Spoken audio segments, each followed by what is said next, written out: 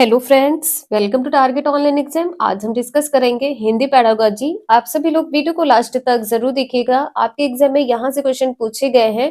तो चलिए स्टार्ट करते हैं। क्वेश्चन नंबर नेक्स्ट है, भाषा के अभिव्यक्त्यात्मक कौशल हैं जो आपके द्वारा अभिव्यक्त किए गए हों। तो यहाँ पर आपका आंसर कैसे ही हो जाएगा, बोलना और लिखना। यहाँ पे ध्यान दीजिएगा, आपके द्वारा प्रकट किया गया हो तो आप बोलेंगे, ये आपके द्वारा बोला जा रहा है, आपके द्वारा कुछ भी लिखना तो ये क्या हो जाएगा, आपके द्वारा इसकी अभिव्यक्ति की जा रही है। और यहाँ पर आप सभी लोग ग्राम्यात्मक में बताइएगा ग्राम्यात्मक कौशल कौन कौन से हैं। नेक्स्ट है, लिखना एवं पढ़ना सीखने के संदर्भ में कौन सा कथन सबसे उपयुक्त है। तो यहाँ पर आपका आंसर कैसे ही हो जाएगा, यहाँ पर कहा गया है कि पढ़ना सीखने की तुलना में लिखना सीखना जटिल है। जटिल किसको कहा गया है, लिखना। ये पॉइंट यहाँ पर गलत हो जाएगा। लिखना सीखने की तुलना में पढ़ना सीखना जटिल है, ये भी पॉइंट यहाँ पर गलत है। इसमें कहा गया है कि पढ़ने की तुलना में लिखना जटिल है और यहाँ पर कहा गया है कि लिखने की तुलना में पढ़ना जटिल है।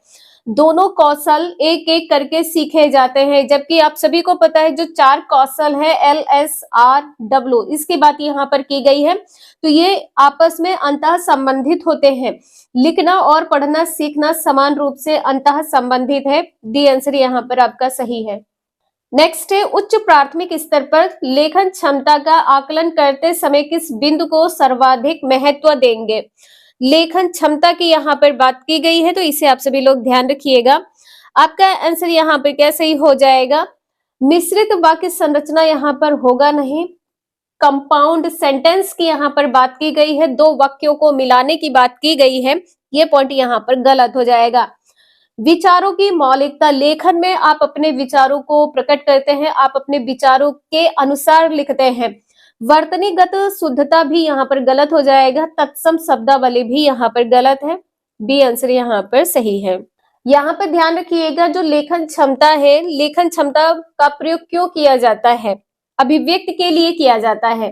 ठीक है, अभिव्यक्ति के लिए किया जाता है, इसे आप सभी लोग ध्यान रखिएगा।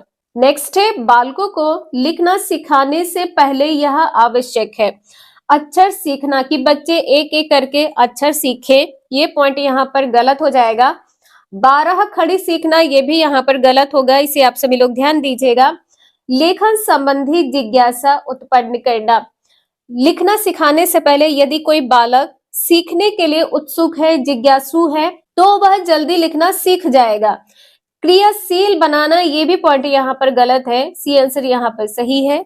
नेक्स्ट है, भाषाई कौशलों के संबंध में कौन सा कथन सही है। भाषाई कौशलों के संबंध में सभी भाषाई कौशल अंतः संबंधित है, सभी भाषाई कौशल स्वयं ही। यहाँ पर कहा गया है जो भाषाई कौशल है, जैसे LSRW है, जो ये 4 प्रकार के कौशल होते हैं, ये स्वयं ही विकसित होते हैं। सभी भाषाई कौशल पाठ्य पुस्तक से ही विकसित होते हैं, ये भी पॉइंट यहाँ पर गलत है।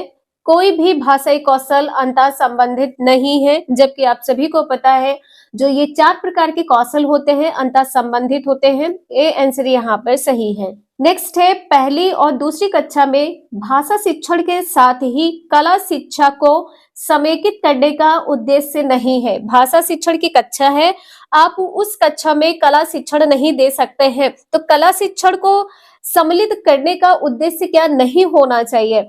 चित्रों के माध्यम से अभिव्यक्ति का विकास, बच्चों द्वारा आनंद की प्राप्ति, बच्चों के लेखन में परिपक्वता लाना, बच्चों की रचनात्मकता का विकास। यहाँ पर आपका आंसर क्या होगा, यहाँ पर आपका आंसर सी सही हो जाएगा। लेखन में परिपक्वता लाना। नेक्स्ट है, सतत आकलन का उद्देश्य यह जानना है कि आप बालक का जब लगातार आकलन करते हैं तो आपका जो आकलन करने का उद्देश्य यह क्या है, बच्चे कैसे सीखते हैं। यहाँ पर आपका ए आंसर सही हो जाएगा। सतत आकलन का अर्थ यहाँ पर क्या है, लगातार आकलन करना, कि बच्चा कुछ ना कुछ सीख रहा है, तो कैसे सीख रहा है, क्यों नहीं सीखते हैं, ये गलत हो जाएगा। कितना सीखा, ये भी गलत हो जाएगा। क्या सीखा, ये भी गलत हो जाएगा। नेक्स्ट है, शब्द का अर्थ स्पष्ट करने हेतु कौन सा तरीका सर्वाधिक उपयुक्त है। शब्द का अर्थ, तो यहाँ पर आपका आंसर क्या सही होगा, व्याख्यान यहाँ पर होगा नहीं, भ्रमण यहाँ पर गलत हो जाएगा। चित्र निर्माण भी यहाँ पर नहीं होगा, वाक्य प्रयोग। जब आप वाक्य प्रयोग करेंगे तो शब्द का अर्थ निकल कर आएगा। आपका ए आंसर यहाँ पर सही है। नेक्स्ट है कक्षा 1 और 2 के बच्चों के लिए आप किस तरह की कहानी का चयन करेंगे। क्लास 1 और 2 के बच्चे हैं तो कहानी बहुत छोटी हो, ये पॉइंट यहाँ पर गलत हो जाएंगे। बहुत सारे पात्र का अर्थ यहाँ पर हो जाएगा। जैसे कोई किसी को कोई करेक्टर मिला है, किसी को कोई करेक्टर मिला है, तो इसमें बहुत सारे करेक्टर हो गए हैं। ठीक है, ये पॉइंट यहाँ पर गलत हो जाएगा। 2 ही पात्र हो, ये भी पॉइंट यहाँ पर गलत है। कहानी का चयन आप किस प्रकार करेंगे, कैसी कहानी होनी चाहिए जिसके शब्दों, वाक्यों और घटनाओं के वर्णन की शैली चित्रात्मक हो। कहानी कैसी होनी चाहिए, चित्रात्मक होनी चाहिए। जब चित्र बने होंगे तो बालक उसमें शब्दों को, वाक्यों को पहचान पाएगा। तो डी आंसर यहाँ पर आपका सही है। नेक्स्ट है नाटक शिक्षण में कक्षा अभिनय प्रणाली के प्रयोग से। कक्षा अभिनय प्रणाली मतलब यहाँ पर कोई क्लास में कोई नाटक हो रहा है तो ये किस लिए किया जाता है, क्यों करवाया जाता है। शिक्षक एवं बच्चों का समय व्यर्थ होता है, ये पॉइंट यहाँ पर गलत है। यदि आप स्टार्टिंग से ही कक्षा में अभिनय करते हैं या नाटक में पार्टिसिपेट करते हैं तो आप कभी भी जब आप बड़े मंच पर जाते हैं तो आपको हेजिटेशन नहीं होता है। पात्रानुसार बच्चों द्वारा अभिनय से सीखने की प्रक्रिया में तेजी आती है, विपरीत प्रभाव पड़ता है, ये पॉइंट यहाँ पर गलत हो जाएगा। उपर्युक्त में से कोई नहीं, आपका आंसर यहाँ पर बी सही है। नेक्स्ट है बच्चे विद्यालय आने से पहले। यहाँ पर आपको बताना है क्या होगा। कभी भी बालक, कोई भी बालक कोरी स्लेट नहीं होता है, इसे आप सभी लोग ध्यान दीजिएगा। भाषा का समुचित उपयोग करने में समर्थ नहीं होते हैं। यहाँ पर कहा गया है कि बालक भाषा का प्रयोग नहीं कर पाता है, ये पॉइंट यहाँ पर गलत हो जाएगा। भाषा के चारों कौशलों पर पूर्ण अधिकार रखते छोटे बच्चे पूर्ण अधिकार किस प्रकार से रख पाएंगे।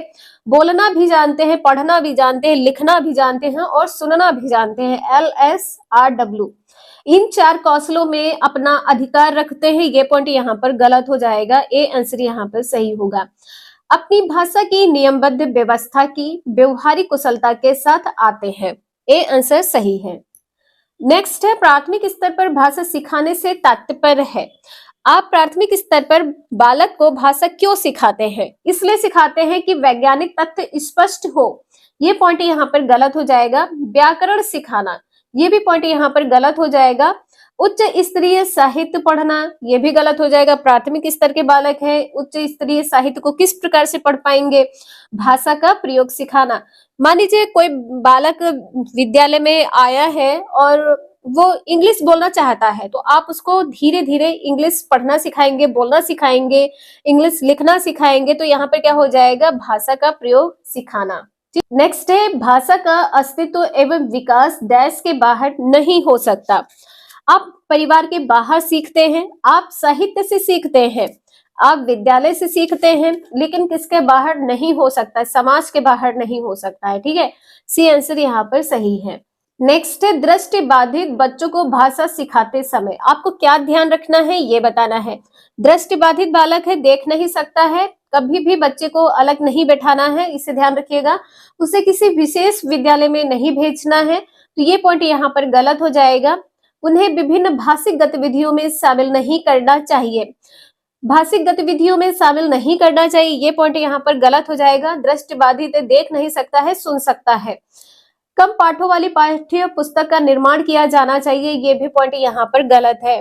बच्चा देख नहीं सकता है लेकिन सुन सकता है, अधिक से अधिक मौखिक भाषा का प्रयोग करना चाहिए, डी आंसर यहाँ पर सही है। नेक्स्ट है निम्नलिखित में से मौखिक अभिव्यक्ति का रूप है। अभिव्यक्ति का तात्पर्य क्या होता है, अर्थ क्या होता है, जो आपके द्वारा किया गया हो। तो यहाँ पर शुद्ध वर्तनी होगा नहीं, वर्तनी सुलेख भी यहाँ पर नहीं होगा, श्रुतलेख नहीं होगा, आशु भाषण। मौखिक अभिव्यक्ति कहा गया है, इसे ध्यान रखिएगा। तो आपका आंसर डी सही है। आप सभी ने ओरल एग्जाम दिए हैं तो आप वहां पर कोई टीचर क्वेश्चन करता है, जस्ट आप उसको बोलकर ही आंसर करते हैं, तो बोलकर, ठीक है, आशु भाषण। आज के लिए इतना ही, मिलते हैं नेक्स्ट क्लास में। वीडियो यूजफुल लगे लाइक करें, चैनल को सब्सक्राइब करें एंड शेयर करें। Thank you for watching this video.